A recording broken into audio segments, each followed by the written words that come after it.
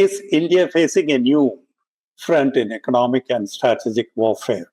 Imagine this: blueprints, engineering drawings, inspection records, and suppliers' details of India's largest nuclear power station reportedly appearing on the dark web. This is just not another cyber attack. It is a reminder that India's strategic infrastructure is under attack and constant attack, I would say, not only through cyberspace, but also through influence, operation, espionage, and attempt to delay critical national projects. Let us understand why this matters. The data breach, according to the Reuters, a ransomware group known as World Leaks claimed to have obtained thousands of documents relating to nuclear power plant.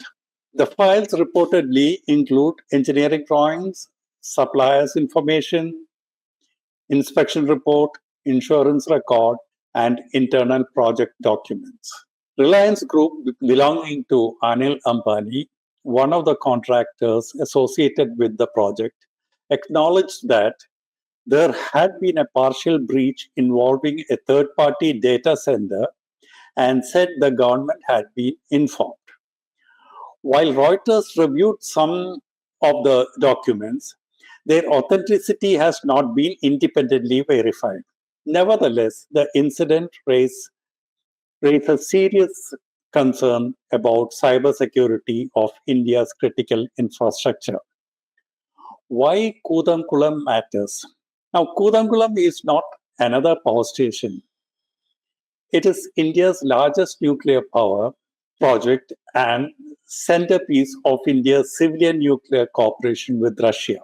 Together with India's indigenous fast breeder reactor program at Kalpakkam, these projects are central to India's long-term energy security. India has one of the world's largest thorium reserves.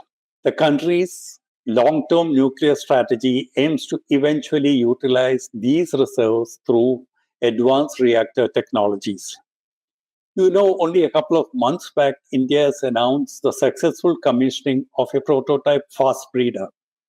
Only Russia has this technology at present in the world. Any delay or disruption of these strategic projects has consequences far beyond electricity generation. I would like to remind you the 2011 protest.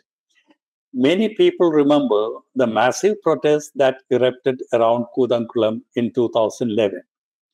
Local residents and imported activists expressed concern over nuclear safety, environmental risk, and livelihoods and wanted the project to be shelved.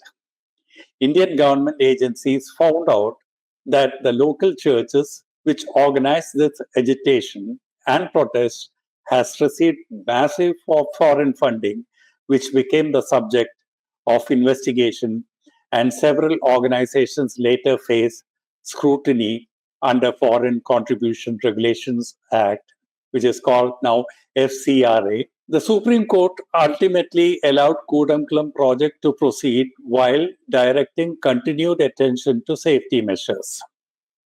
The prolonged agitation contributed to significant delay to the tune of 5 to 6 years, and there was a cost overrun of rupees 4,000 crores due to of this anti-national elements.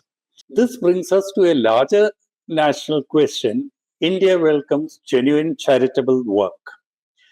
Thousands of NGOs provide valuable service in education, healthcare, and disaster relief.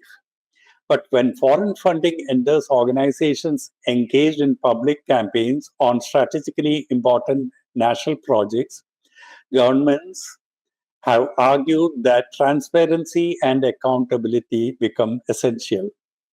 The purpose of FCRA is to regulate foreign contribution and ensure that funds are used for their declared objectives and in compliance with Indian law. Today, battlefield is no longer limited to tanks and missiles. Cyber attacks, economic pressure, information warfare, espionage, influence campaigns, all become tools used by state and non-state actors advantage to advance strategic interests.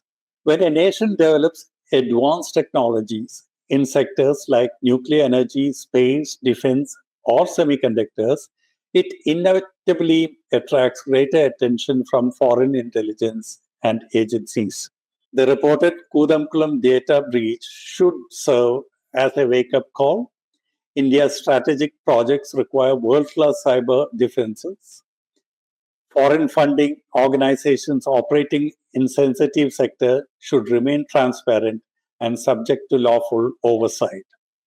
The question is no longer whether India is a target. The question is whether India is prepared for the threats that accompanies its rise. What do you think? Should India tighten FCRA rules?